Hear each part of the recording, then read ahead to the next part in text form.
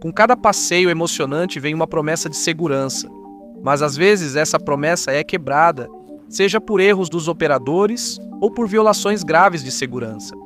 Aqui estão 7 desastres infames em parques de diversões. Número 1. Os acidentes na montanha-russa Filho da Fera. É um lindo dia de verão.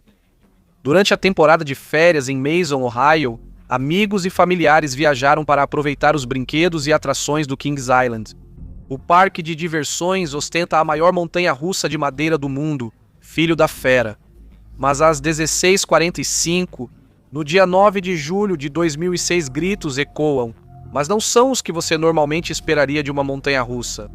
A montanha-russa Filho da Fera apresentou uma falha, resultando em um total de 27 pessoas sendo levadas às pressas para o hospital, com ferimentos principalmente no peito e no pescoço, segundo uma das vítimas. Citação: ao batermos de imediato, parecia uma parede de tijolos. Você percebe que isso não faz parte do brinquedo. Ela lembrou dos pensamentos ao passar pelo looping. Citação: eu pensei, meu Deus, nós vamos morrer, nós vamos morrer. Felizmente, nenhuma das vítimas ficou gravemente ferida e a maioria pôde sair após 5 horas. No entanto, esse incidente não foi isolado. Foi um dos muitos nesse montanha-russa notoriamente perigosa. Filho da Fera começou como um projeto muito ambicioso, custando 20 milhões a Paramount Parks em sua construção. O engenheiro de montanhas russas Werner Stengel projetou o brinquedo, uma lenda na indústria. Ele é acreditado por criar a primeira montanha-russa moderna com looping em 1976. O parque anunciou planos para construir o brinquedo em 1999. Stengel participou do design inicial do brinquedo, mas a maior parte da construção foi feita pela Roller Coaster Corporation of America. A construção envolveu 2,5 milhões de pés de madeira, 2.400 bases de concreto e 225 mil parafusos de aço de 21 polegadas. O brinquedo recebeu o nome da maior montanha-russa do mundo, a Fera, e deveria continuar esse legado. O Filho da Fera foi a primeira montanha-russa de madeira com mais de 200 pés de altura. Ela também tinha um looping vertical de 36 metros de altura e atingia 125 km/h. O tamanho e a estrutura da atração quebraram 7 recordes mundiais e eram caracterizados por suas velocidades assustadoras e múltiplas quedas. O Son of Beast teve problemas desde o início. Durante sua construção, uma seção de 15 por 30 metros dos suportes de madeira desabou devido a fortes rajadas de vento. Mais tarde, a Paramount Parks demitiu a Roller Coaster Corporation of America e terminou o projeto por conta própria. As coisas não melhoraram muito. A atração foi inaugurada em 28 de abril de 2000, mas precisou ser fechada no mesmo dia para reparar parte dos trilhos. Com o dia da inauguração já atrasado, um mês adicional foi um contratempo inesperado. O primeiro ano do Son of Beast continuou tendo mais falhas nos trilhos e nos sensores. Ele estava visivelmente desconfortável e dava trancos, enquanto o parque perdia dinheiro e reputação. O parque processou a Roller Coaster Corporation of America por danos, mas perdeu o caso ainda naquele ano. Enquanto estava em movimento, o Son of Beast parou abruptamente. Embora não tenha havido feridos, os passageiros desceram pela escada e a atração ficou fechada por 3 horas. Os inspetores descobriram um trecho irregular de 15 pés nos trilhos.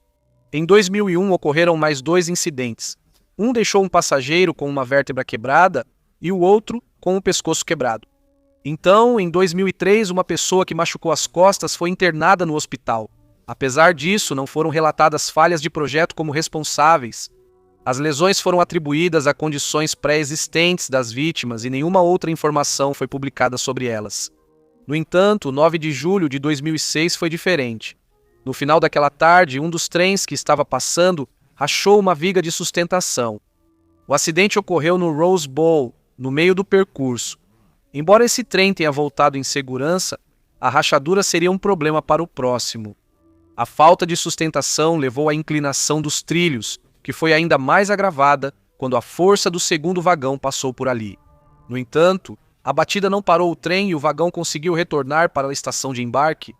Um suporte vertical de madeira simplesmente não conseguiu suportar o peso, fazendo com que também rachasse. O brinquedo deu um solavanco abrupto deixando os passageiros com múltiplos ferimentos. Felizmente, ninguém morreu.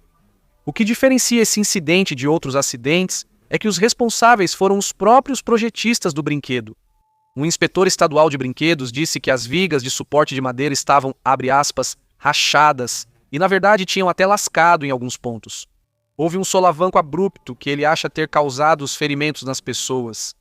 O Departamento de Agricultura de Ohio, responsável pela segurança das montanhas russas, afirmou que a viga causou uma leve depressão nos trilhos, criando um efeito de buraco e ferindo os passageiros.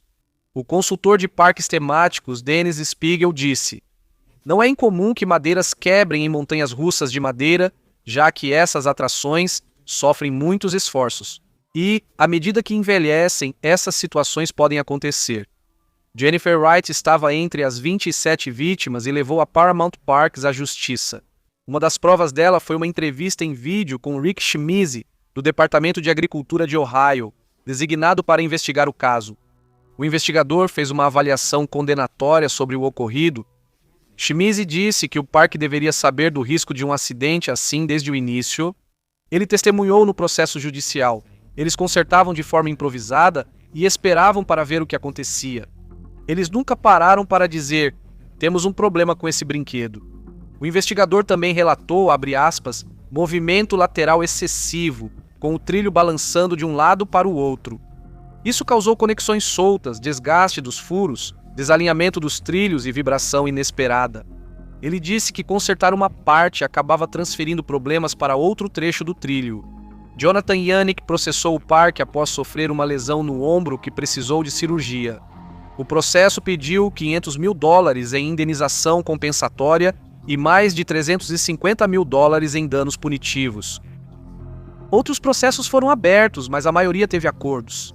Jennifer Wright e Jonathan Yannick queriam levar isso a julgamento para torná-lo público e evitar que ocorresse novamente. A vítima afirmou que, ao aceitar acordos em vez de ir a julgamento, o público geralmente presume que o reclamante só queria dinheiro. Jennifer Wright afirmou que ambos confiavam na existência de irregularidades e não se intimidavam com os advogados bem pagos da empresa bilionária. Citação: "Tudo o que eu sempre quis foi que a verdade viesse à tona e que ninguém mais fosse machucado. Ainda estou lutando e adoraria oferecer qualquer ajuda ou evidência. Ainda sinto a dor deles." Depois, Jennifer Wright aceitou a indenização se o testemunho de Schmiese fosse divulgado, afirmou. Citação: "Eu me sentiria um lixo se guardasse isso e daqui a um ano alguém fosse gravemente machucado após o incidente. O consenso geral era que a opção mais sensata seria fechar o brinquedo para sempre", disse Robert Niles, editor do Theme Park Insider. Citação: "Uma viga principal quebrada em uma montanha russa é como a perna quebrada de um cavalo de corrida.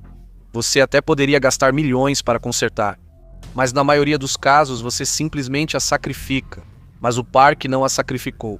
A atração continuou após mudanças, principalmente a retirada do looping vertical, o que, segundo Don Helbig, porta-voz do Kings Island, não teve relação com o incidente." Citação: "A remoção do looping foi uma decisão que o parque tomou para que pudéssemos usar outros trens. Os trens que a atração usa agora são mais leves e mais confortáveis do que os trens originais."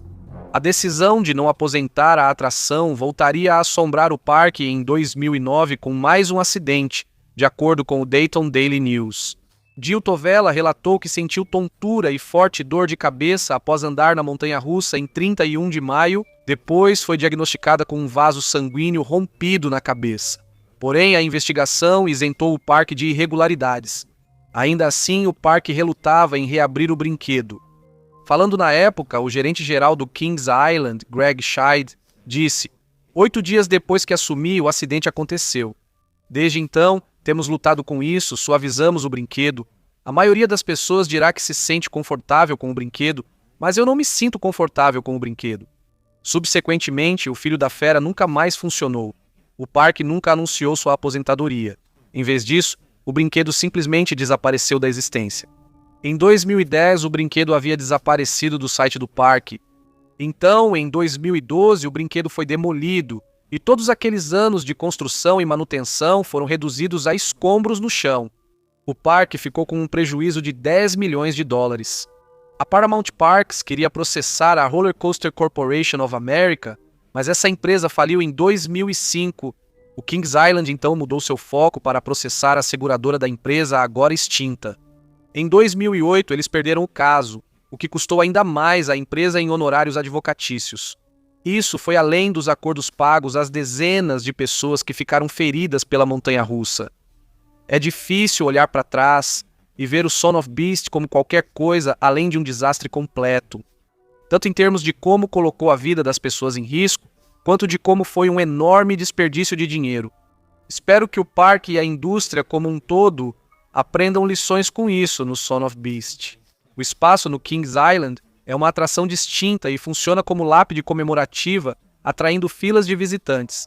O nome da nova atração é apropriadamente chamado de Banshee, um espírito que lamenta na mitologia irlandesa, enquanto o fantasma do Son of Beast continua vivo. O incidente da torre de queda no Icon Park aconteceu em 2022. Agora que a investigação final foi publicada, atualizei o episódio com as informações mais recentes. Gritos de empolgação ecoam pelo Icon Park de Orlando, enquanto o brinquedo sobe na torre de queda livre autônoma mais alta do mundo. O veículo redondo gira enquanto sobe a 430 pés de altura. A cada segundo, os visitantes ficam mais animados. Assim que chegam ao topo, eles serão lançados em uma queda livre para experimentar a máxima descarga de adrenalina. Há uma criança no brinquedo, porém, que parece não demonstrar entusiasmo. Ele está assustado e, com razão, sente que algo está errado. Após uma breve pausa em uma altura assustadora, o brinquedo começa a cair. A queda livre dura apenas alguns segundos antes que os freios magnéticos sejam acionados. Quando o brinquedo finalmente retorna ao chão, a criança assustada não está mais lá. O assento dele está vazio. Quando a ficha cai, outros visitantes podem ser ouvidos gritando em pânico. Um visitante do parque gravou um vídeo do incidente que rapidamente se espalhou nas redes sociais. As torres de queda são categorizadas como super brinquedos, a atração máxima dos parques de diversões ao redor do mundo. Atração para caçadores de emoções e viciados em adrenalina, elas oferecem uma emoção que não pode ser encontrada em brinquedos comuns. É isso que as torna super brinquedos, afinal de contas.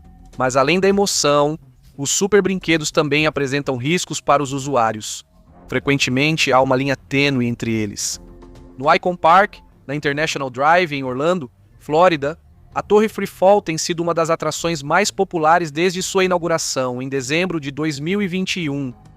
O brinquedo sobe até uma altura de 430 pés. No topo, os assentos se inclinam para a frente em 30 graus antes de despencarem quase 400 pés em direção ao chão. Durante a queda, os passageiros atingem uma velocidade impressionante de 75 milhas por hora. Ela foi fabricada pela renomada empresa austríaca de brinquedos de diversão Funtime Rides e era operada pelo grupo Slingshot. Como o Coaster College no YouTube destacou, houve 2 outros incidentes recentes nos brinquedos do grupo Slingshot. Em setembro de 2020, um funcionário de manutenção morreu após cair do Orlando Star Flyer do Icon Park. Meses depois, em março de 2021, um cabo se rompeu no brinquedo Slingshot no Old Town, em Kissimmee, devido a um erro suspeito do operador. Então, agora pode-se perguntar se esses foram eventos isolados ou se há possivelmente um padrão de problemas de segurança com o grupo Slingshot. Quando Tyree Sampson veio para andar na Drop Tower em 24 de março de 2022, ela estava em operação há apenas 3 meses, sendo a atração mais recente do parque. Todos estavam ansiosos para experimentar, assim como Tyree. Chick, como era chamado pelos amigos, era um garoto exemplar de 14 anos de St. Louis, Missouri, que visitava Orlando para um programa de futebol americano. Ele era um talento promissor, com grandes esperanças de construir uma carreira no esporte. Na sua idade, Tyree só queria jogar futebol americano e se divertir. O Icon Park parecia o lugar perfeito para ir. No entanto, havia um pequeno problema que impedia Tyree de aproveitar sua visita. Ele era um garoto bem grande para um jovem de 14 anos, com 1,96 metros de altura e 154 quilos. Por esse motivo, ele foi impedido de entrar em 2 brinquedos no parque, incluindo o Giant Slingshot, outra atração muito popular. Mas Tyree estava determinado a ir em um dos super brinquedos e tentou a sorte na Drop Tower por volta das 23h30. Surpreendentemente, ele foi autorizado a ocupar um dos 30 assentos. Um amigo que veio com ele também foi no brinquedo. Tyree, por ser um garoto grande, sentia-se desconfortável no assento. O veículo subiu e alcançou o topo, a 430 pés acima do chão. Então, quando foi desenganchado, começou a despencar em queda livre. Cerca de 5 segundos e 400 pés depois, o brinquedo começou a desacelerar sob a força dos ímãs. Nessa altura, Tyree caiu do assento e despencou até o chão. A equipe do parque correu para o local, mas havia pouco que pudessem fazer. Quase imediatamente, um operador local do 911 recebeu uma ligação de uma testemunha abalada, relatando que alguém havia caído de um brinquedo no Icon Park. Não demorou para os paramédicos chegarem e levarem o garoto ao hospital, mas já era tarde demais.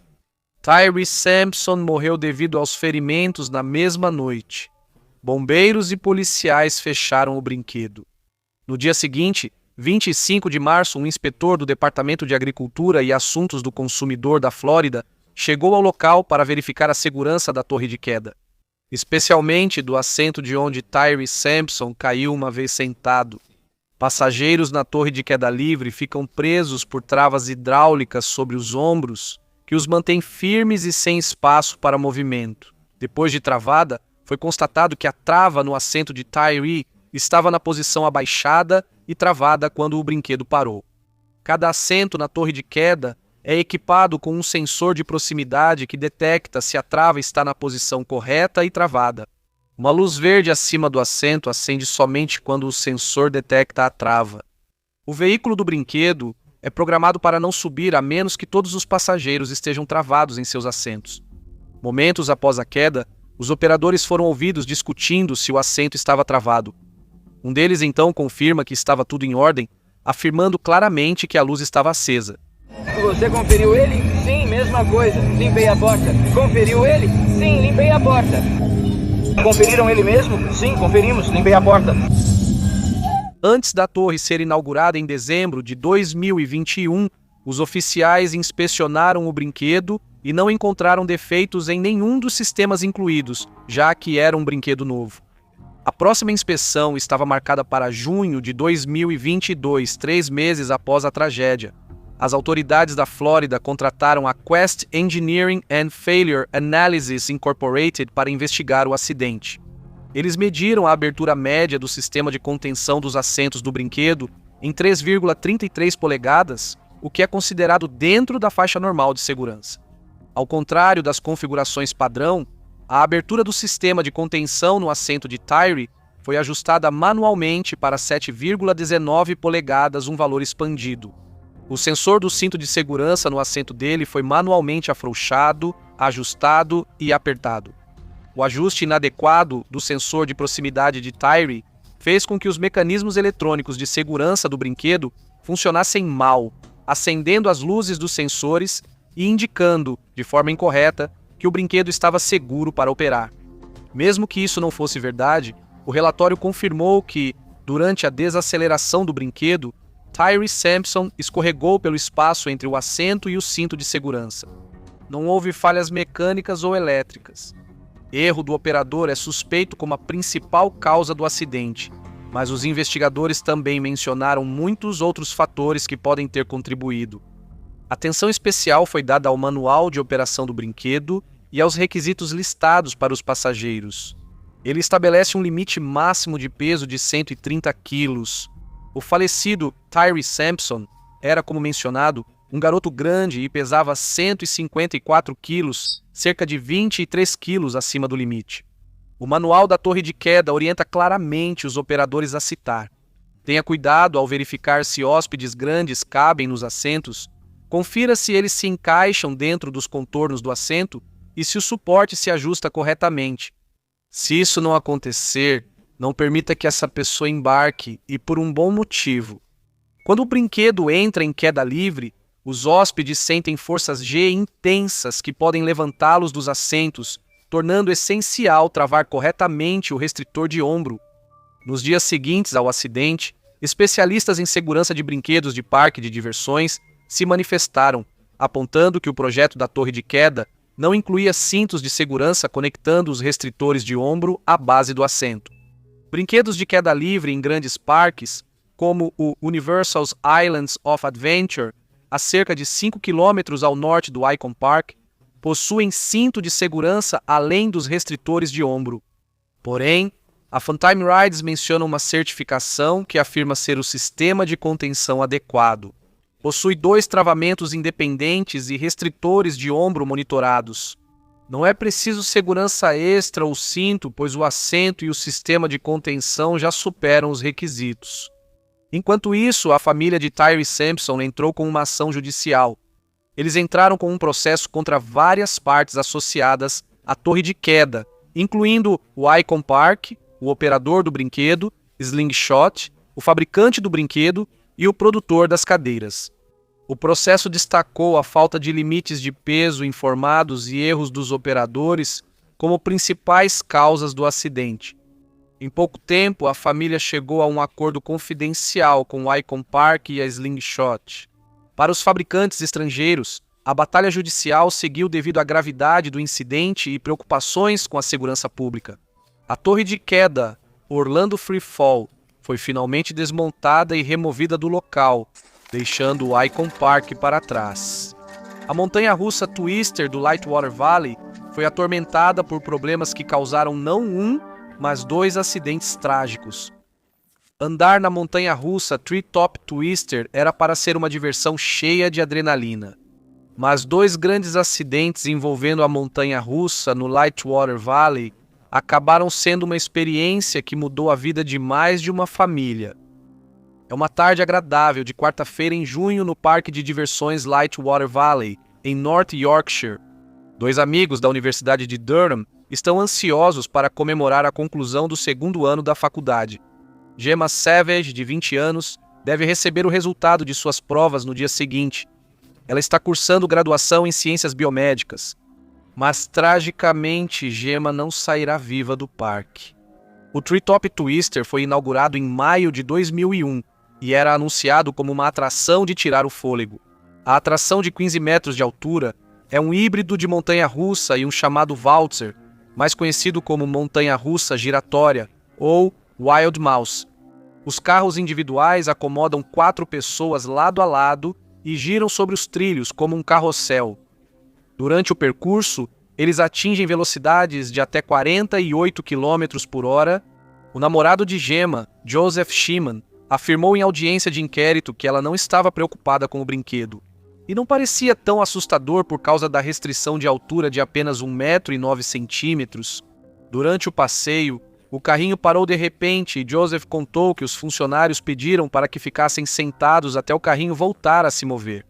Os 2 avistaram outro carrinho à frente deles e imediatamente perceberam que algo estava errado. O carrinho deles começou a acelerar na curva em forma de U, colidindo com o que estava à sua frente, o que os impulsionou para trás, batendo em um carrinho que estava atrás deles. Na velocidade máxima na parte inferior da curva, José sofreu lesões de chicote e dores nas costas nessa segunda colisão e perdeu a consciência por um momento. Mas quando ele voltou a si, achou que Gemma tinha desmaiado, pois a cabeça dela estava caída e ela fazia barulhos de ronco. Ele não poderia imaginar que os ferimentos dela eram fatais. Infelizmente, Gemma não resistiu aos ferimentos no pescoço e na cabeça no Hospital Geral de Leeds. 3 adolescentes do sexo masculino, também envolvidos na colisão, foram atendidos no Hospital Distrital de Harrogate por lesões abdominais, torcicolo e um deles com o braço quebrado. 3 anos depois, em 2004, a família de Gemma finalmente obteve algumas respostas com o inquérito sobre a morte dela. Infelizmente, não seriam as respostas que eles esperavam receber. A família esperava ouvir um veredito de homicídio culposo que está relacionado à negligência criminal, mas o tribunal considerou a causa como morte por acidente. Na lei inglesa, o termo indica morte ligada a risco assumido voluntariamente. Durante o inquérito, o júri ouviu que a colisão aconteceu quando o engenheiro Eric Butters estava tentando abaixar alguns carros. Esses carros foram parados por segurança pelo sistema de computador da montanha-russa, já que não há freios tradicionais a bordo. A pista é dividida em seções de bloco, controladas pelo computador do brinquedo. Esse sistema só permite que um trem esteja em uma seção por vez, impedindo que trens ou carros entrem em contato ou colidam uns com os outros.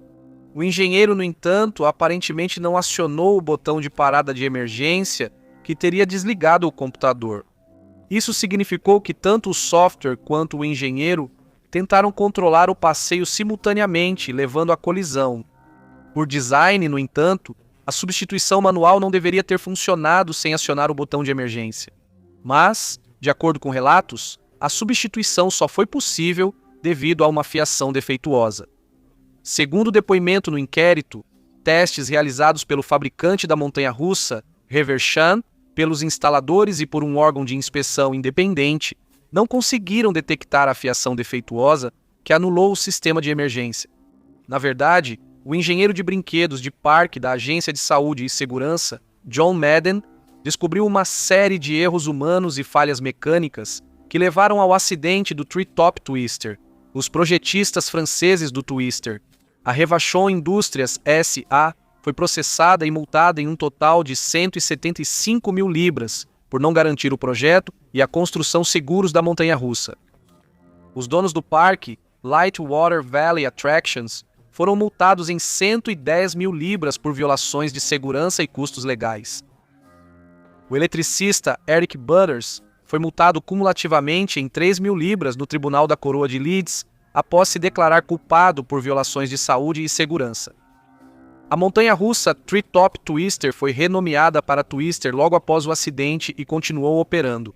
No entanto, não seria a última vez que os serviços de emergência correriam para atender a um incidente no Twister.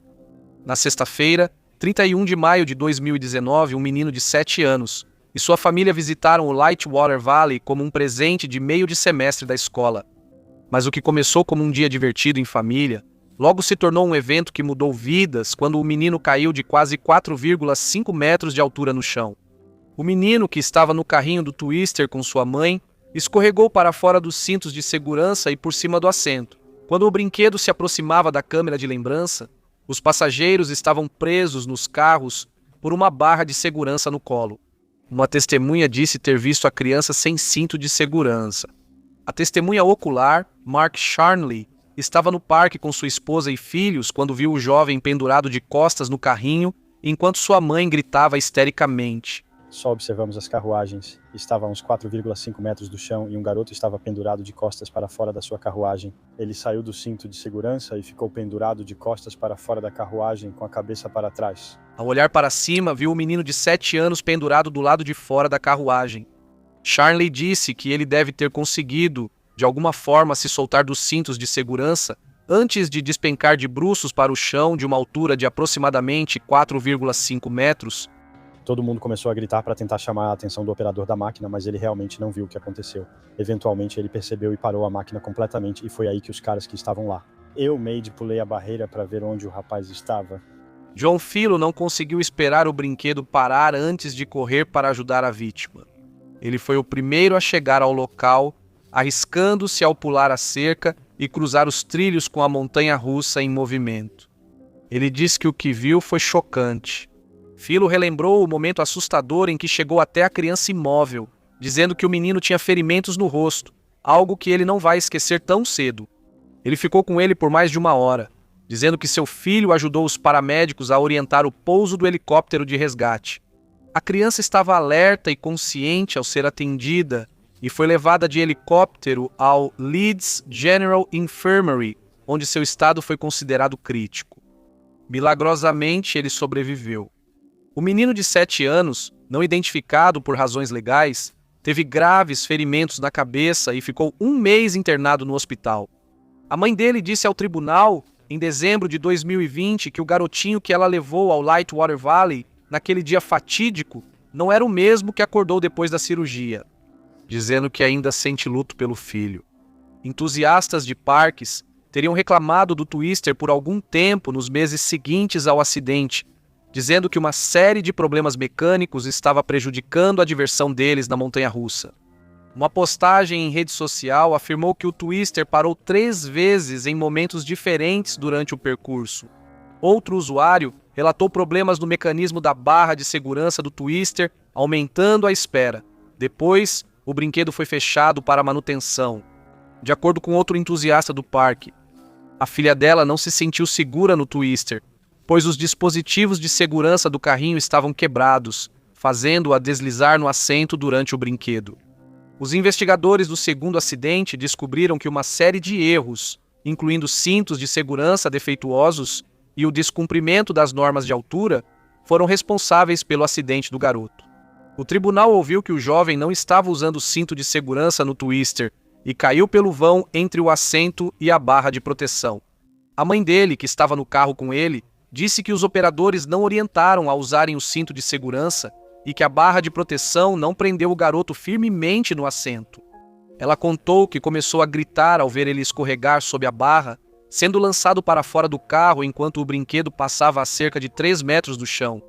A audiência revelou que alguns operadores do brinquedo não conheciam os limites de segurança do cinto e altura para crianças pequenas.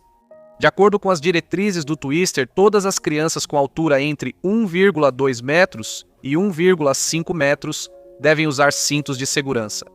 Porém, ao analisar imagens de segurança das operações diárias e entrevistar visitantes do parque, um executivo de saúde e segurança concluiu que isso simplesmente não ocorria na prática.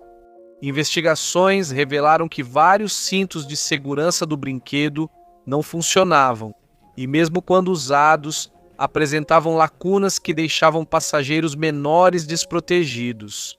Os investigadores concluíram que o acidente era totalmente evitável e que várias crianças foram colocadas em risco devido à violação das normas de segurança pelo parque temático Lightwater Valley.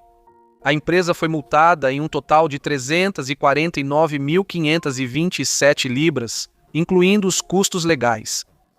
Os projetistas da montanha-russa original, Reverchon, entraram em liquidação em 2008 e declararam falência, fechando sua fábrica. Sua rival, Zamperla, continua a fabricar e distribuir a montanha-russa Twister após obter a licença para seu design durante um breve acordo com a Reverchon em 2003. A única alteração de design feita pela Zamperla é que os restritores agora são montados no piso do vagão, enquanto os restritores da Reverchon eram puxados por cima da cabeça. O Twister não sobreviveu ao restante da temporada de 2019, sendo desmontado e posteriormente vendido para o showman itinerante Emerson Edwards. O parque de diversões Lightwater Valley, que está em operação desde 1969, teve mais de 10 incidentes de segurança desde a década de 1980, incluindo um funcionário do parque de 17 anos que ficou paralisado ao ser esmagado sob o brinquedo de academia giratório. Então, em 1991, a montanha-russa Ultimate, a mais longa da Europa, esteve envolvida em uma colisão de trens, ferindo 5 pessoas. E em 2012, a perna de uma criança de 5 anos ficou presa entre a borda da plataforma e o vagão da montanha-russa Joaninha.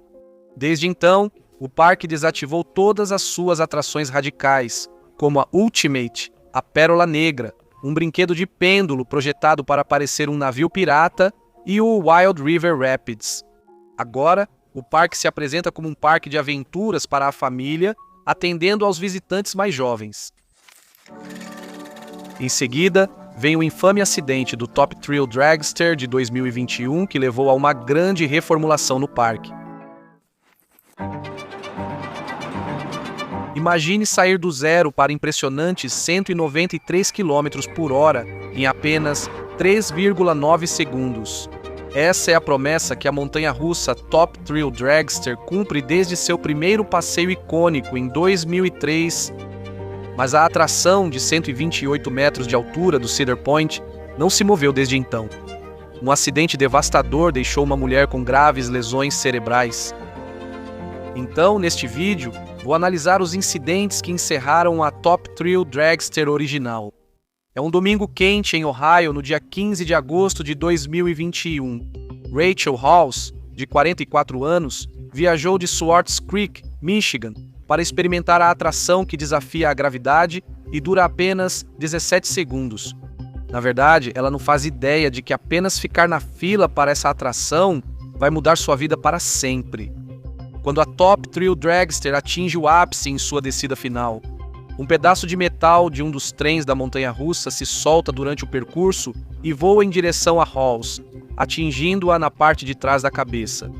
O pai dela, Roberto Edmonds, presencia o incidente. Ele vê algo que parece um quadrado preto voando pelo ar, atingindo sua filha enquanto o trem da montanha-russa retorna à estação. De onde veio o misterioso quadrado preto e como ele acabou voando durante o passeio? Quando a Top Thrill Dragster foi inaugurada em 2003, era a montanha-russa mais alta e mais rápida do mundo. A atração Cedar Point, em Sandusky, Ohio, usa a mesma propulsão dos carros dragster de verdade, transmitindo cerca de 10.000 cavalos de potência para percorrer uma pista de arrancada em menos de 4 segundos. A Top Thrill Dragster proporciona uma experiência completa de corrida de arrancada, com contagem regressiva realista no semáforo Árvore de Natal, antes da montanha-russa começar. Em seguida, ela dispara 120 metros direto para o alto em um ângulo de 90 graus e a uma velocidade de 193 km por hora. O brinquedo então segue até o topo antes de despencar direto para baixo, com uma torção em espiral de 270 graus na descida. Embora não haja dados oficiais sobre o número de pessoas na fila da Top Thrill Dragster naquele dia, registros indicam que o brinquedo atende mais de 900 pessoas por hora nas catracas. De acordo com outra testemunha, o objeto que atingiu a mulher voou como um disco de metal pelo ar. A testemunha, John McDermott, que estava na fila do brinquedo com sua namorada e seu filho de 6 anos, diz que estava a cerca de 6 metros dela, quando viu um pedaço de metal do tamanho da palma da mão atingir a multidão e depois viu a vítima cair no chão, gritando de dor. Também estava na fila naquela tarde fatídica David Vallo, um enfermeiro registrado. Ele disse que a cena era extremamente caótica, com multidões de pessoas gritando e pulando os portões em direção à saída. Vallo ouviu que uma mulher estava ferida e correu pela multidão até a confusão para encontrá-la. Então ele e outros frequentadores tiraram as camisas para tratar os ferimentos dela. Os serviços médicos do parque chegaram em seguida. Imagens da câmera dos paramédicos mostram pessoas reunidas ao redor de onde Rosa estava deitada. Um delegado do xerife do condado, de folga, também relatou o que viu durante o evento traumático. Todos vimos. Vá voar para um dos seus 3 clubes e... Até o Iron Dragon. Até o topo de uma daquelas coisas e desceu voando. Halls foi levado para um hospital próximo com o que os relatos descrevem como um tipo desconhecido de ferimento na cabeça. No entanto, um comunicado divulgado por sua família alguns dias após o incidente afirmou que ela estava na UTI em estado crítico com uma lesão cerebral. Mas o que exatamente era esse objeto metálico desconhecido que levou a essa experiência horrível? Após os eventos chocantes, investigadores do Departamento de Agricultura de Ohio, responsáveis por inspecionar brinquedos de parques no estado, foram ao Cedar Point. Eles fizeram inspeções pós-acidente, analisaram milhares de relatórios de manutenção, depoimentos e resultados de laboratório, além de entrevistar mais de 10 funcionários do Cedar Point. Mais tarde, foi descoberto que o pedaço de metal que atingiu Halls na parte de trás da cabeça era, na verdade, um suporte em formato de L que se conecta à parte traseira do carro da montanha-russa. Os investigadores disseram que o suporte, do tamanho da mão de um adulto, conecta-se à traseira do carro e foi criado para ficar suspenso sobre os trilhos. O suporte, ou placa de proximidade, se comunica de forma eficaz com o sistema operacional da montanha-russa, informando que o trem passou por uma determinada parte dos trilhos. No entanto, durante a descida de 420 pés do brinquedo, o suporte se soltou junto com metade dos parafusos que o prendiam e atingiu a vítima na cabeça. Segundo o chefe de brinquedos de parque, David Miran, a Top Thrill Dragster foi inspecionada pela última vez 3 meses antes do incidente, em 14 de maio, sem problemas significativos encontrados. A atração, portanto, passou pela inspeção estadual de brinquedos, que a declarou em conformidade em 15 de maio de 2021, e por causa da Lei Tyler, que entrou em vigor em 2017, após a morte trágica de Tyler Jarrell, que foi lançado de um brinquedo na Feira Estadual de Ohio. Montanhas russas precisam de inspeção semestral por ao menos 2 inspetores. A segunda inspeção da Top Thrill Dragster ocorreria em setembro, enquanto o parque fazia checagens diárias na montanha-russa. Após o acidente, a atração de 25 milhões de dólares foi fechada pelo restante da temporada de 2021 para permitir investigações adicionais. Em um relatório divulgado 6 meses após o incidente, investigadores do Departamento de Agricultura de Ohio concluíram que não havia evidências suficientes para considerar a Cedar Fair Entertainment Company, a empresa controladora, culpada de qualquer infração. O extenso relatório de 620 páginas incluiu um relatório do acidente da atração, análises de centenas de registros de manutenção, relatos de testemunhas e entrevistas com funcionários do Cedar Point.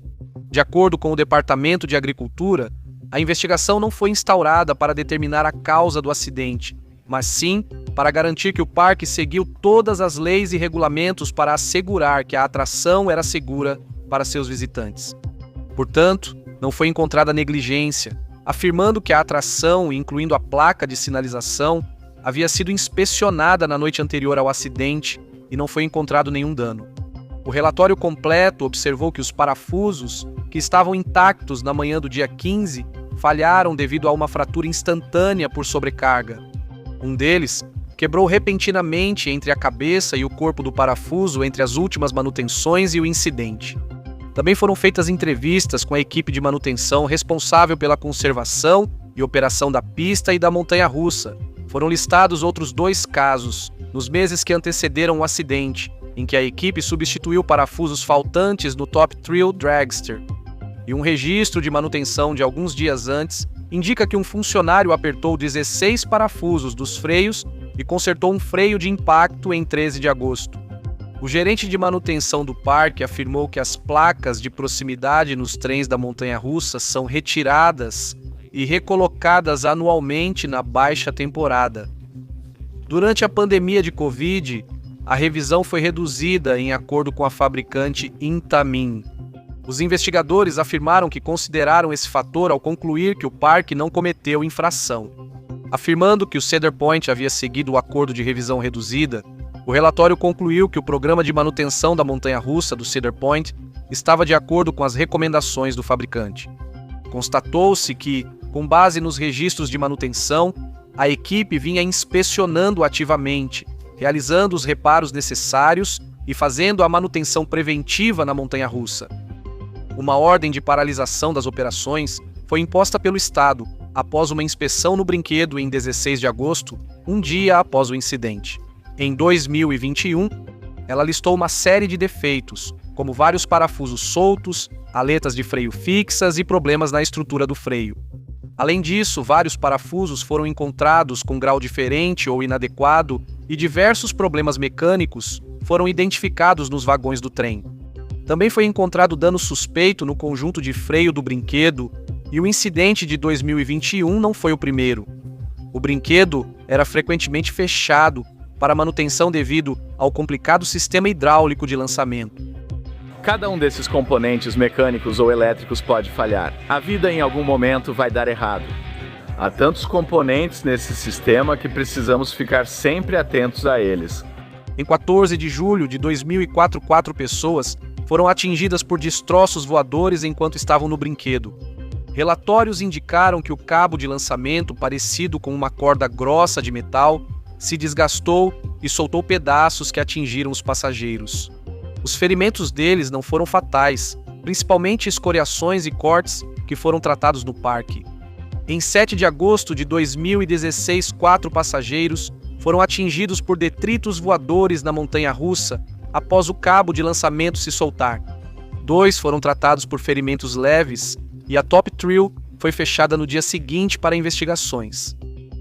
Após o incidente de 2021, o brinquedo permaneceu fora de operação depois de 19 temporadas em funcionamento, com 18 milhões de pessoas tendo experimentado a primeira Stratocoaster Top Thrill do mundo. O Dragster, como você conhece, será aposentado em agosto de 2023, confirmou a Cedar Point. Surgiram especulações sobre a transformação da montanha-russa, que pode ser reformulada com um novo sistema de lançamento usando motores lineares síncronos. A montanha-russa reformulada agora será uma experiência com 3 lançamentos, com sua inauguração prevista para 2024 sob o novo nome Top Thrill 2. Não se sabe o que aconteceu com Rachel Hawes, ou se ela se recuperou dos ferimentos. A última declaração divulgada pela família foi alguns dias após o incidente em 2021, quando a vítima foi levada para o Hospital St. Vincent, em Toledo. A família disse que estava devastada pelo acidente no Cedar Point e agradeceu a todos pelas mensagens e orações. Eles disseram que Rachel estava lutando pela vida e que a família gostaria de ter um pouco de privacidade. Este trágico acidente não vai impedir que mais de 380 milhões de pessoas façam cerca de 1,7 bilhão de viagens de montanha-russa em parques por todos os Estados Unidos anualmente. Em 2021, o incidente no Rio Selvagem da Adventureland revelou uma lista preocupante de violações de segurança. Uma comemoração de aniversário terminou em tragédia em 3 de julho de 2021, quando Michael Hatamill, de 11 anos, se afogou no brinquedo Rio Selvagem, no parque de diversões Adventureland, em Iowa. A família estava lá para comemorar o próximo aniversário de 16 anos do irmão dele, Dave. Infelizmente, o passeio nas corredeiras tomou um rumo trágico quando a balsa deles virou. Michael e seu irmão David não conseguiram soltar o cinto de segurança.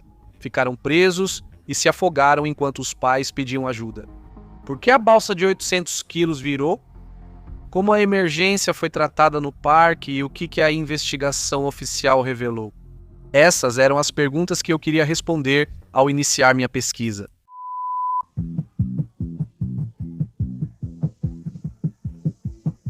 E restam apenas alguns finais de semana. Não pare!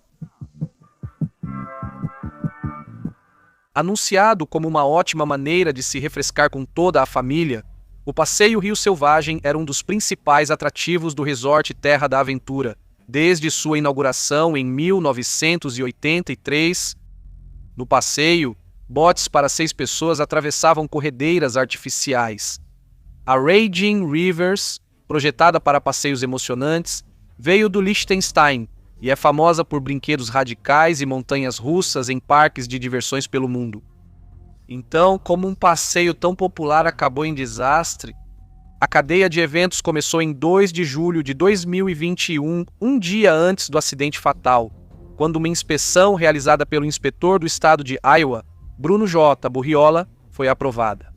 Ele checou o novo sistema de controle do brinquedo e inspecionou visualmente os barcos. O brinquedo já havia passado por todas as inspeções dos 5 anos anteriores. Em abril, a inspeção verificou a estação e o trave sem os barcos e sem água. Além disso, apenas um mês antes, os barcos foram inspecionados fisicamente. De acordo com Borreola, o brinquedo funcionou como deveria no dia anterior ao incidente.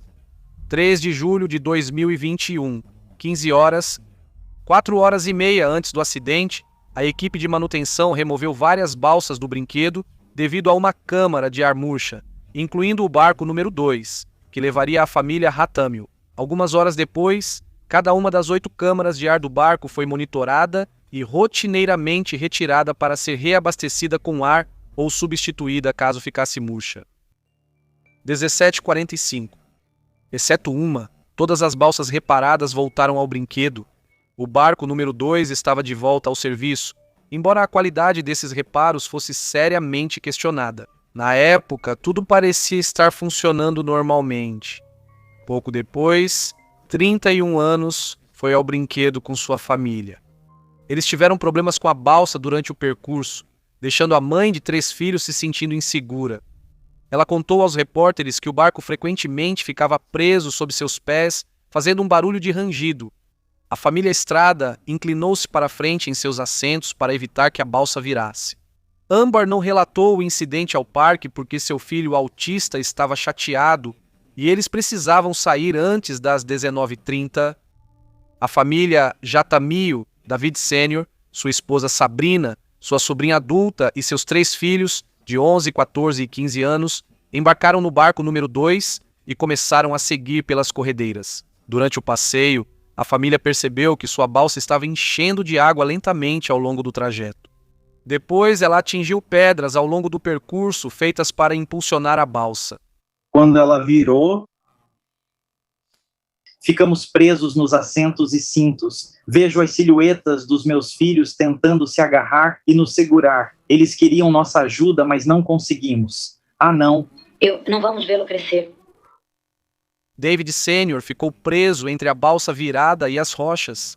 Ele quebrou o ombro numa tentativa desesperada de escapar e libertar seus filhos presos. Então, aumentando ainda mais o caos, o barco que vinha atrás dos Jatâmios desceu o rio e bateu na balsa deles, que estava virada. Ele conseguiu passar, continuando até o final do percurso. Os passageiros pularam na água quando o próximo barco passou para ajudar. Eles logo foram acompanhados por trabalhadores que preparavam fogos de artifício nas proximidades, que ouviram os gritos e correram para ajudar. 19h30, uma ligação para o 911 chegou ao centro de despacho de Altoona, nos arredores de Des Moines, Iowa. Os operadores tiveram dificuldade para entender a emergência por causa dos gritos. Alô, estamos no Adventureland Park. Houve um acidente no brinquedo amarelo aqui. O nome de quem ligou era Emanuel Rico, um garoto de 16 anos de Nevada que estava 2 botes à frente no brinquedo Rio Selvagem. Ao presenciar o horror na balsa, ele relatou ao operador que David Sênior gritava por socorro. Segundo quem ligou para o 911, o pai em pânico já estava coberto de hematomas. Não havia funcionários ao longo do rio observando as balsas. Espectadores desesperados alertaram policiais de Altoona de folga e socorristas do Corpo de Bombeiros que trabalhavam junto com a segurança do parque naquele dia. Eles correram pelo parque para ajudar enquanto os funcionários ainda pareciam alheios ao que ocorria. Enquanto isso, o centro de despacho 911 localizou Rico durante a ligação e enviou ajuda imediatamente. 19h45 bombeiros, policiais e ambulâncias chegaram ao local. Eles seguiram o protocolo previamente estabelecido e foram até a entrada de emergência. Portões do parque foram projetados para acesso rápido em crises, mas, para o desespero deles, estavam trancados com correntes. Os oficiais de emergência foram ao portão do acesso mais próximo ao brinquedo aquático, mas os preparativos para o show de fogos de 4 de julho bloquearam a área. Como resultado, a ambulância só conseguiu chegar a 100 metros do local, acrescentando minutos cruciais ao tempo de resposta. Ao chegarem, os profissionais de emergência descobriram que o brinquedo Rapids não havia sido drenado e ainda havia 60 centímetros de água no canal ao redor do barco de Hattamil. A família estimou posteriormente que seus filhos ficaram presos debaixo d'água na balsa, virada por cerca de 10 minutos, incapazes de soltar os cintos de segurança para escapar. O mais novo deles, Michael, faleceu no dia seguinte em decorrência do acidente. O filho do meio, Augusto, sofreu apenas arranhões e hematomas leves. Davi Júnior, o mais velho dos 3, sofreu privação de oxigênio e passou 1 mês em suporte de vida. Inicialmente, ele foi colocado em coma induzido medicamente. Quando ele recuperou a consciência pela primeira vez, não conseguia nem ver nem falar. Desde então, recuperou a visão, a fala e está andando e comendo alimentos sólidos. Quando a notícia do acidente virou manchete, a principal pergunta permaneceu: por que a balsa virou? O Estado imediatamente ordenou que o brinquedo fosse fechado na manhã seguinte. Uma inspeção completa foi realizada durante o dia em busca de respostas. O investigador da Divisão de Trabalho de Iowa confirmou que a balsa tocou o fundo do canal várias vezes durante o trajeto de Hattamil pelo rio, causando seu esvaziamento parcial. O inspetor identificou marcas de raspagem no concreto e entalhes recentes nas comportas de madeira. Com o ar saindo da balsa, ela virou de cabeça para baixo na curva final do brinquedo, fazendo a família Hattamil cair na água. O barco dos Hattamil ficou com uma das câmaras de ar murcha e uma marca de amassado no tubo de borracha externo. Os barcos pesavam 800 quilos cada um e tinham uma placa de metal pesada no fundo para estabilidade. Segundo Guy Cook, advogado que representa o Adventureland, ele acredita que os barcos não virariam apenas por causa de uma câmara de ar murcha. Com o peso nos barcos também distribuído de forma equilibrada, seria extremamente difícil para a enorme balsa virar, mesmo que uma das câmaras de ar estivesse murcha. O advogado afirmou com ousadia que o brinquedo é claramente seguro e funcionou milhares de vezes nos últimos 40 anos sem incidentes. Essencialmente, o resort afirma que tinham que haver outros fatores envolvidos. Não só a boia virou, quando tecnicamente não deveria, como a água naquela seção também não escoou completamente, deixando a família presa em 60 centímetros de água, se o brinquedo estava funcionando como deveria durante as inspeções anteriores, por que a água não escoou?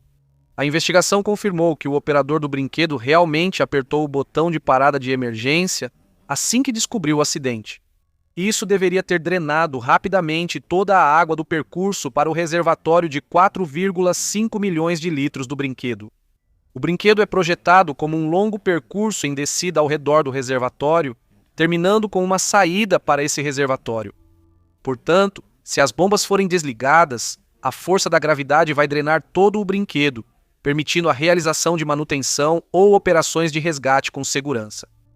Uma teoria online sugere que o reservatório estava cheio demais no acidente, possivelmente devido à chuva. Como resultado, a água vai se acumular no brinquedo, deixando parte do percurso alagado. Uma foto aérea de 2009 do brinquedo mostra o trecho final debaixo d'água. Enquanto as bombas estão desligadas, é possível ver um barco amarelo encalhado na mesma seção onde a balsa de ratâmio virou e ficou presa. Uma postagem no Facebook mostrou o Raging River nessa mesma condição de transbordamento uma semana antes do acidente. A inspeção antes da temporada de 2021 foi realizada. Com o brinquedo e reservatório drenados, o inspetor disse que os sistemas de parada de emergência e drenagem de água não foram testados. Naquele momento, teria sido quase impossível reconhecer o risco de balsas ficarem presas no percurso sem ver o brinquedo cheio de água. Em contraste com as alegações do Adventureland, houve inúmeros incidentes envolvendo passageiros em todo o mundo desde 1984. Foram registrados 21 acidentes com 8 fatalidades. Os riscos em brinquedos de corredeiras são tão claros para operadores que a Associação Internacional de Parques de Diversões e Atrações emitiu recomendações para sua operação segura. Por exemplo, parques precisam de vigilância e alto-falantes cobrindo todo o percurso do brinquedo. Funcionários treinados devem estar presentes, ponto em que a Adventureland falhou.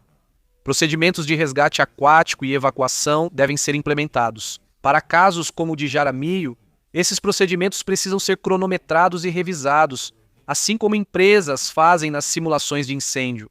A associação também recomenda que o parque tenha pontos de acesso e caminhos para o sistema de calhas.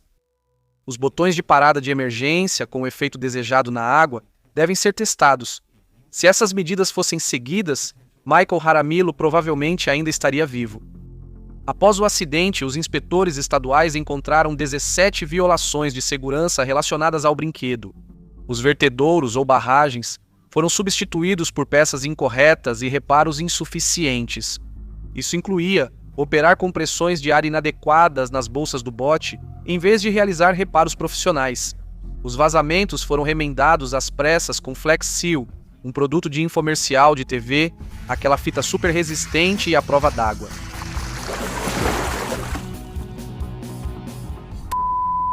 As cordas dos botes foram encontradas amarradas de forma incorreta, e a resposta da equipe a liberações consecutivas de botes foi considerada inadequada. Além disso, após os reparos, o parque não testou o brinquedo sem passageiros. Em relação ao plano de evacuação, a rota para a remoção de hóspedes feridos não havia sido atualizada, e as mudanças no parque atrasaram a resposta de emergência. Ainda pior, o relatório reconheceu que a montagem dos fogos de artifício bloqueou a rota. As conclusões restantes tratavam da falta de supervisão nos brinquedos, planejamento de evacuação deficiente, documentação ausente e treinamento inadequado da equipe em todos os níveis de responsabilidade. Meses após o acidente, o Adventureland e os inspetores estaduais de Iowa continuaram focando em um erro inexplicável com a balsa. Embora o parque afirme que o brinquedo foi parado em emergência, eles não demonstram curiosidade sobre por que a água nunca foi completamente drenada do canal. Muitas perguntas continuam sem resposta, como por que a equipe demorou tanto para responder e como o brinquedo passou por uma inspeção com o parque fechado para a temporada. Só o tempo dirá se a Adventureland será mais rigorosa ao adotar recursos de segurança da indústria no futuro. Se quiser saber mais sobre o que aconteceu, Spencer Thompson escreveu um ótimo artigo cujo link está na descrição. Seguindo em frente de uma tragédia aquática, não podemos esquecer o incidente do Duck Boat em Branson. A introdução dos Duck Boats no combate militar na década de 1920 foi um divisor de águas. Um veículo anfíbio com a capacidade de se locomover tanto em terra quanto no mar. Um carro tão inovador que alguns historiadores acreditam ter ajudado os aliados a vencer a Segunda Guerra Mundial. Mas quase 60 anos depois, e modificados para turistas, eles se tornaram conhecidos como armadilhas mortais, após a morte de quase 40 pessoas nos últimos anos. Em 19 de julho de 2018, um Duck Boat transportando 31 pessoas virou no lago Table Rock em condições próximas a um furacão. 17 pessoas morreram quando o Duck Boat afundou devido a uma tempestade que se aproximava. O passeio de 70 minutos normalmente começa em terra, com um tour pelos pontos turísticos de Branson. A sobrevivente Tia relatou que o operador sugeriu fazer a parte do lago antes devido à previsão de tempestade. Menos de 30 minutos depois, o veículo anfíbio afundaria até o fundo do lago, segundo os sobreviventes. O capitão Scott McKee apontou a localização dos coletes salva-vidas, mas afirmou que os passageiros não precisariam deles. Nem a lei federal, nem a do Missouri exigem que passageiros usem coletes salva-vidas em embarcações comerciais. Mas logo depois, quando o Duck Boat começou seu passeio pela água, a tempestade atingiu com ventos de 70 milhas por hora, criando ondas entre 1 e 1,5 metros de altura. Coleman estava sentada perto da frente do Duck Boat e disse que não percebeu perigo de imediato quando a embarcação começou a balançar nas águas turbulentas. Ela relata que os passageiros foram orientados a permanecer sentados quando as ondas fortes atingiram o barco. Ela só começou a entrar em pânico quando uma onda enorme bateu na proa e a água começou a invadir o barco. Coleman então bateu em algo duro quando o barco começou a encher de água. Logo, ela perdeu todos de vista quando a água a envolveu. A última coisa que Coleman ouviu antes do barco afundar foi o pedido desesperado de sua cunhada para pegar o bebê. Coleman e seu sobrinho de 13 anos Donovan foram os únicos 2 membros da família, entre os 11 que sobreviveram. O marido dela, os 3 filhos, os sogros, o sobrinho, a cunhada e o tio, todos afundaram com o barco ao mesmo tempo. Lauren Smith, de 14 anos, estava no Duck Boat com seu pai, Sam, de 53 anos, e seu irmão Lance, de 15 anos. A família do Arkansas estava em suas férias anuais em Branson e queria experimentar um passeio de Duck Boat. A mãe dela, Pam, no entanto, ficou em terra firme. Lauren diz que o tempo parecia bom e a água parecia calma antes de eles partirem no Duck Boat. Mas logo após sair da terra, o tempo piorou com grandes ondas batendo no barco. A mãe dela, Pam, disse que o marido ligou para ela pouco antes do barco afundar, dizendo que a situação não parecia boa e que ele a amava. Ela nunca mais veria o marido ou o filho vivos novamente.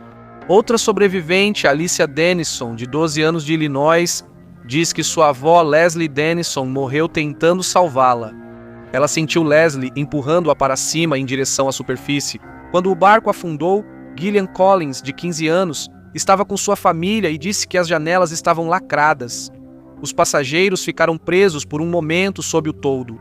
Quando o barco afundou, o capitão conseguiu soltar o toldo, permitindo que eles nadassem até a superfície. Segundo o pai dela, Shane, ele usou toda a sua força para nadar até a superfície, pois o barco afundando puxava as pessoas para baixo. Milagrosamente, os 9 membros da família Collins sobreviveram ao incidente. A testemunha ocular Braden Malaski estava no showboat Branson Bell quando avistaram o Duck Boat. Ele estava filmando no convés e registrou os últimos momentos antes do barco afundar. Seu breve vídeo mostra como as rajadas de vento faziam as ondas baterem sobre o barco, com a água a poucos centímetros das janelas. A filmagem termina segundos antes de o barco supostamente virar. Testemunhas disseram que os passageiros caíram da embarcação enquanto o navio afundava. O capitão do Branson Bell lançou cerca de 60 coletes salva-vidas na água, esperando que os passageiros do Duck Boat conseguissem se manter à tona até o resgate. Tragicamente, 17 pessoas perderam a vida naquela noite quando o barco afundou a apenas 76 metros do cais. Os donos da Ripley Entertainment afirmaram que, em mais de 40 anos operando Duck Boats, nunca tiveram um acidente. O presidente da empresa, Jim Pattison Jr., culpou o início repentino da tempestade pela tragédia, mas o Serviço Nacional de Meteorologia emitiu um alerta de tempestade severa, avisando sobre ventos acima de 70 milhas por hora, por volta das 11h20 daquela manhã. Quase 8 horas antes do barco afundar, enquanto a tempestade se aproximava de Branson, os serviços meteorológicos emitiram outro alerta de tempestade severa por volta das 18h30, apenas meia hora antes do barco afundar no lago Table Rock. Os relatos dos sobreviventes também contradizem a ideia de que a tempestade surgiu do nada. Como o capitão avisou antes do passeio na água, uma tempestade era esperada. 5 dias após o barco afundar, as operações de resgate trouxeram os destroços à superfície para uma investigação mais aprofundada pelo Conselho Nacional de Segurança no Transporte, mais conhecido como NTSB. Levaria mais 2 anos para o NTSB divulgar o relatório sobre suas descobertas. O relatório concluiu que a causa provável do acidente foi devido a Ride the Ducks, a continuação da operação dos passeios aquáticos pela Branson, apesar dos avisos de tempestades severas. Também atribuiu à guarda costeira a falha em adotar reserva de flutuabilidade nos veículos anfíbios. É a superfície do navio acima da linha d'água que pode ser vedada para aumentar a flutuabilidade. Além disso, a guarda costeira foi responsabilizada por não tomar providências contra veículos com capota fixa que dificultava a fuga dos passageiros. O NTSB afirmou que a não implementação de 22 recomendações feitas após um acidente com Duck Boat em 1999 que matou 13 pessoas no Arkansas contribuiu significativamente para o acidente. Constatou-se que apenas 9 das 22 recomendações foram seguidas e que falhas de design, como a folga insuficiente entre o convés e a linha d'água, assim como os toldos montados acima, continuaram sendo um risco para a operação dos duck boats turísticos. Gravador de vídeo e cartão SD foram recuperados do navio naufragado e analisados por investigadores para reconstruir os eventos do naufrágio. O relatório indicou que o capitão completou uma instrução de segurança 10 minutos antes do aumento do vento, detalhando as saídas de emergência e os coletes salva-vidas. Menos de 3 minutos depois, é possível ouvir o capitão fazendo uma chamada pelo rádio e, segundos depois, um alarme de porão dispara, que o capitão aparentemente silenciou. Uma segunda chamada pelo rádio relata que a água às vezes entrava no compartimento de passageiros antes do áudio ser interrompido. Acredita-se que o veículo ainda estava na superfície da água no momento dessa última chamada. O relatório disse que o alagamento ocorreu em uma escotilha de admissão de ar na proa, que não era a prova d'água. O capitão do barco, Kenneth Scott McKee, que sobreviveu, foi acusado de 17 crimes de má conduta, desatenção ao dever por parte de um oficial de embarcação e negligência. Cada acusação representa uma vida perdida no acidente. Um ano depois, o gerente-geral da Ride the Ducks Branson e o gerente de plantão na época foram incluídos na folha de acusações. Os 3 também foram acusados de homicídio culposo, mas em abril de 2022, o tribunal rejeitou todas as acusações contra eles. Segundo o juiz do Missouri, as características únicas do Duck Boat levaram ao seu rápido naufrágio. Também foi constatado que os funcionários usavam radar de uma empresa meteorológica privada para os relatórios do tempo. Relatos apontam que o radar só indicava chuva para o dia, sem alertas de vento. Portanto, a equipe sabia sobre a tempestade, mas não sabia sobre os ventos perigosamente fortes da tempestade. O NTSB concluiu que a tempestade que atingiu Branson naquele dia fatídico foi classificada como um derecho, um tipo de tempestade associada a ventos generalizados e trovoadas, capaz de causar destruição semelhante à de um tornado. Em janeiro de 2020, a Ripley Entertainment, que também detém os direitos de Ripley's Acredite Se Quiser, resolveu o último dos processos das vítimas por uma quantia elevada, mas não revelada. Relatórios anteriores, porém, apontavam que o acordo das vítimas poderia chegar a 100 milhões de dólares. Andrew Duffy, cujo escritório lidou com 2 casos de duck boats na Filadélfia, afirma que eles são armadilhas mortais, porque o design deles não é adequado nem para água nem para terra, já que é meio carro e meio barco. Curiosamente, o projetista do Stretch Duck 7 era um empreendedor autodidata, sem qualquer formação formal em engenharia. O designer Roberto McDowell, ex-dono da Ride the Ducks, testemunhou em um processo por morte por negligência, após um acidente em 2015, quando um duck boat bateu em um ônibus e matou 5 universitários. Roberto McDowell aprendeu sozinho a construir e manter duck boats, apesar de ter feito só 2 anos de faculdade e sem formação em mecânica. Os passeios de duck boat foram suspensos em Branson após o incidente em 2018, mas foram retomados em 2022. Os novos operadores de passeios não usam mais o antigo modelo de duck boat e introduziram o hidroterra. O novo ônibus anfíbio de turismo é mais seguro porque seu casco com espuma impede que afunde. O terra ainda tem uma cobertura, mas não possui mais as cortinas laterais como seu antecessor. O novo operador, Branson Duck Tours, afirma que o design atualizado é a única embarcação aprovada pela Guarda Costeira que provou ser inafundável. Infelizmente, o novo design do Duck Boat oferecerá muito pouco consolo para as famílias das 17 pessoas que perderam suas vidas no Lago Table Rock em 2018, quando gritos ecoaram pelo Parque Luna. Foi por todos os motivos errados. O que causou esse desastre de incêndio na montanha-russa pode surpreender. Uma noite de diversão desenfreada para famílias e jovens do Parque Luna de Sydney termina em chamas. Quando 7 pessoas perdem a vida em um incêndio devastador, logo surgem alegações chocantes de corrupção policial, incêndio criminoso e crime organizado. Agora, mais de 40 anos depois, as autoridades esperam que uma recompensa de $1 milhão ajude as famílias a encontrar respostas para o mistério perturbador do que realmente aconteceu naquela noite de 1979. O Luna Park de Sydney, com sua arquitetura fantasiosa, está em funcionamento desde 1935. Milhares de famílias criaram memórias para a vida toda dentro da atração de estilo Art Deco, com seus portões em forma de boca escancarada. Mas em junho de 1979, um incidente mudou essa percepção depois que um pai, seus 2 filhos e 4 amigos da escola primária morreram. No brinquedo mais popular do parque, o Trem Fantasma, estava um dos destaques do local. O passeio de 2 minutos e meio serpenteava por um labirinto de túneis escuros, onde imitações de fantasmas e monstros se escondiam a cada curva. Ele acomodava 2 pessoas em carrinhos com formato de pequenas locomotivas, transportando os visitantes por 180 metros de trilhos elétricos, repleto de cenas assustadoras, curvas fechadas e uma imitação de fogo logo após as 22h da noite de 9 de junho. No entanto, alguns visitantes perceberam chamas de verdade vindo da cena de fogo falso, mais ou menos 3/4 do percurso do brinquedo. Achando que fazia parte da aventura, eles decidiram não avisar ninguém. 5 melhores amigos de Waverly estavam ansiosos para o assustador Trem Fantasma.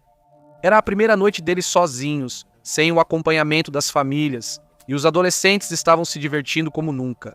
Eles não faziam ideia de que apenas um deles sairia vivo do parque.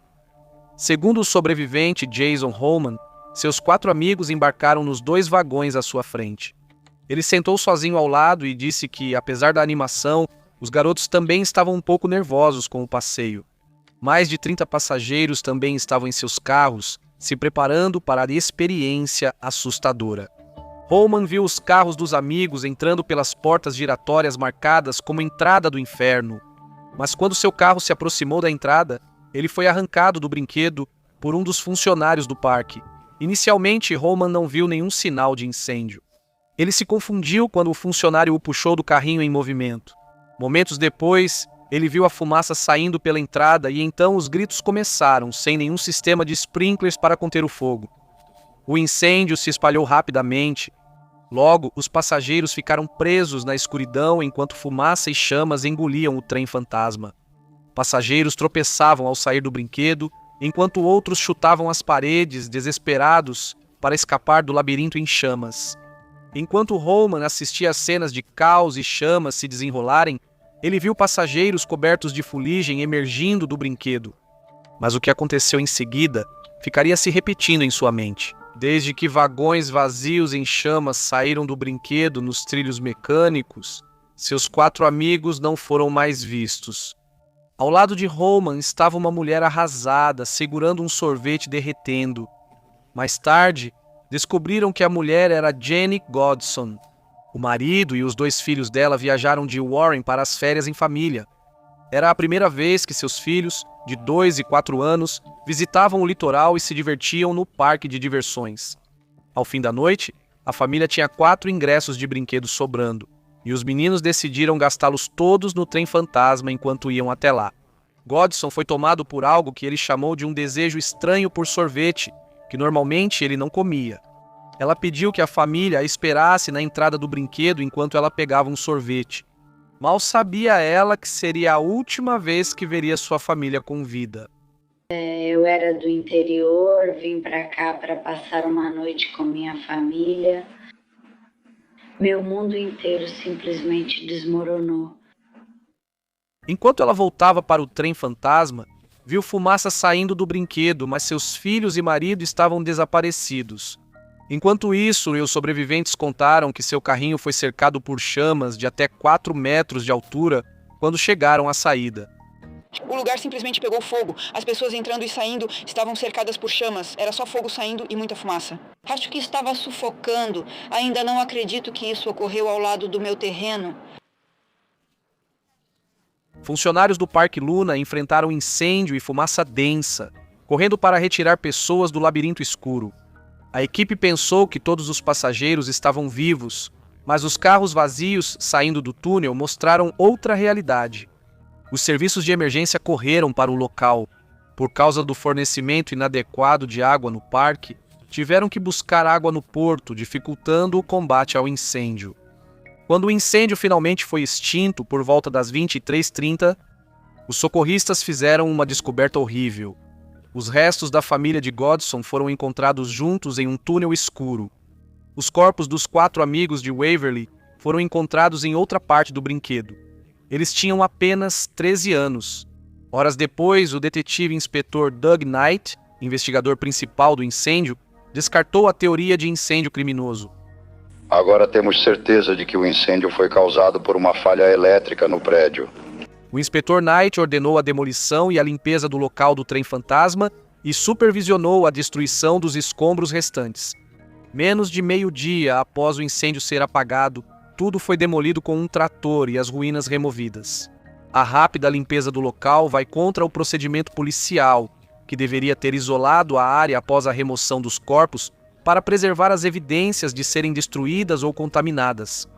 2 dias após a tragédia, a mãe de uma das vítimas visitou o local da morte do filho para deixar uma flor no lugar. Segundo ela, não havia fita de isolamento nem mesmo policiais no local. Ela achou muito estranho que a única coisa que restava do trem fantasma era o chão.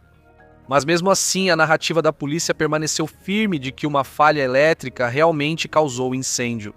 O Parque Luna fechou suas portas por 3 anos após o incêndio e reabriu sob nova administração em 1982.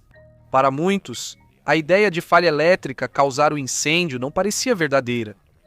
Mas por que estavam tão certos de que foi incêndio criminoso? Em 1977, 2 anos antes do incidente fatal, o Corpo de Bombeiros alertou as autoridades do Parque Luna sobre os riscos representados pelo túnel de madeira do trem fantasma. A preocupação era que ele não tinha luzes de emergência ou sinais de saída. O parque também ignorou o alerta para instalar sprinklers e um carretel de mangueira no brinquedo. Em maio de 1979, as medidas de proteção contra incêndio ainda não haviam sido implementadas, e os operadores receberam mais 12 meses para efetuar as mudanças necessárias. O incêndio começou semanas depois, de acordo com um inspetor de incêndio que examinou o trem. Em 1977, o interior do brinquedo era um verdadeiro labirinto com madeira pintada de preto, tornando difícil enxergar mesmo quando as luzes estavam acesas. Ele disse que só conseguiu sair do labirinto seguindo os trilhos do trem 9 semanas após o incêndio. Investigação do Tribunal de Justiça apontou que uma bituca de cigarro, falta de iluminação, sinalização e túneis escuros em labirinto contribuíram para a tragédia. Ao final de sua investigação, o legista concluiu que o Parque Luna falhou em seu dever de cuidado com os frequentadores, mas não a ponto de justificar uma acusação de negligência criminal. A investigação concluiu que as 7 mortes foram causadas por envenenamento por monóxido de carbono e queimaduras, sendo consideradas acidentais. Mais tarde, ficou claro que não havia evidências para sustentar essa sugestão. Segundo relatos, havia várias placas de proibido fumar no brinquedo. Além disso, nenhum passageiro viu ou sentiu o cheiro de fumaça de cigarro naquela noite. 8 anos depois, em 1987, a Autoridade Nacional de Crimes abriu outra investigação sobre a tragédia. Embora sem novas evidências, as autoridades concluíram que as investigações anteriores foram inadequadas e ineficazes. Levaria mais 34 anos até que as famílias das vítimas obtivessem algumas respostas concretas sobre o que aconteceu naquela noite. Em 1979, o jornalista Carl Meldrum Hanna descobriu um verdadeiro tesouro de falhas graves na forma como a polícia conduziu a investigação. Incluía depoimentos de testemunhas desaparecidos, a limpeza irregular da cena do incêndio, além do envolvimento de personagens obscuros do submundo. Sua pesquisa foi respaldada e apoiada por documentos inéditos e entrevistas gravadas pelo artista Martin Sharp, que foi responsável por repintar o icônico Luna Park. Rosto sorridente, nunca acreditou que o incêndio foi um acidente. Várias testemunhas disseram à polícia que sentiram um cheiro de querosene altamente inflamável, um tipo de parafina, perto da lareira de imitação dentro do brinquedo, que teria sido o ponto de ignição do incêndio. Mas esses relatos nunca foram investigados pela polícia. Testemunhas relataram um grupo de homens suspeitos vestidos como motoqueiros ou ciclistas perto do trem fantasma na hora do incêndio. Les Dowd, que era adolescente na época, disse à polícia que ouviu um grupo de motoqueiros vestidos de jeans falando sobre espalhar querosene e acender com um fósforo, de acordo com Dowd. Ele ouviu um deles dizer: "Você é um idiota por fazer isso", e saiu correndo para a saída. Várias testemunhas relataram sentir-se pressionadas ou intimidadas pela polícia a adotar uma versão diferente do que presenciaram naquela noite. Ainda mais sinistras são as alegações de corrupção policial, que implicaram o investigador principal, Doug Knight, com sindicatos do crime organizado. Acredita-se que Knight era um chamado ajustador, que recebia dinheiro de criminosos para manipular investigações. Na verdade, novos relatórios descobertos de oficiais superiores da polícia de Nova Gales do Sul alegam que o chefe do crime, Ab Safran, ou Sr. Sim, como era conhecido, ordenou pessoalmente o incêndio no trem fantasma. Ele provocou o incêndio para conseguir um imóvel valioso à beira-mar. Essas alegações se fortaleceriam quando, após o incêndio, o Luna Park foi vendido para uma empresa bastante duvidosa, com ligações familiares a Safran. Investigações revelaram que o incêndio criminoso era a principal arma de Sr. Sim em ataques a propriedades comerciais. Ele queria adquirir para si mesmo e Doug Knight, como seu intermediário, permitiu que ele saísse impune até de assassinato. Safran morreu em 2006, mas um ano após sua morte, sua sobrinha revelou ao Sydney Morning Herald que seu tio era o responsável pelo incêndio no trem fantasma. Mas ninguém deveria morrer. O incêndio, segundo ela, foi provocado para que ele pudesse assumir o controle do contrato do parque para si mesmo. Um dia após a entrevista, a sobrinha exigiu que a história não fosse publicada. Mais tarde, ela negaria ter feito as revelações atribuídas a ela, mesmo que a entrevista tivesse sido gravada em abril de 2021. O legista estadual solicitou formalmente às autoridades da polícia de Nova Gales do Sul que revisassem todas as evidências relacionadas à causa e à origem do incêndio, assim como as circunstâncias das mortes resultantes. Então, em julho de 2021, o ministro da Polícia anunciou que a investigação seria reaberta e deu às pessoas 1 milhão de motivos para apresentarem novas informações. Estou muito satisfeito que o governo considerou adequado oferecer uma recompensa de $1 milhão. É apropriado, dado o interesse público nesta investigação. A passagem do tempo tornou um pouco mais difícil para nós conseguirmos provas. Por isso peço ao público que, caso saibam de algo, mesmo que já tenham informado, procurem novamente a polícia de Nova Gales do Sul e forneçam qualquer informação sobre este incidente. As famílias das vítimas receberam bem a reabertura das investigações, na esperança de que novas pistas possam ajudá-las a encontrar o encerramento de que tanto precisam. Após mais de 4 décadas, é desanimador pensar nas evidências e depoimentos perdidos pela corrupção nos altos níveis, e como um sistema que deveria proteger falhou com as 7 vítimas. Hoje, um trem fantasma reformado ainda funciona no Luna Park. Se você achou este episódio interessante, assista a este aqui em seguida e, se quiser, deixe um comentário para apoiar o canal.